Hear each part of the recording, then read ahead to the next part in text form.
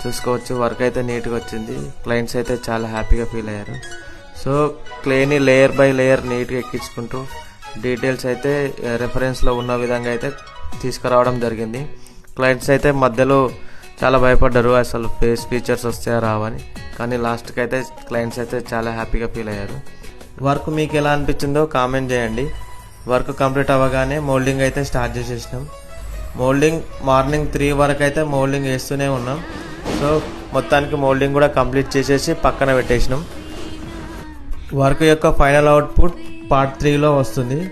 Stay tune for part 3 video. Thank you for watching my video. ఇలాంటి videos వస్తూనే ఉంటాయి.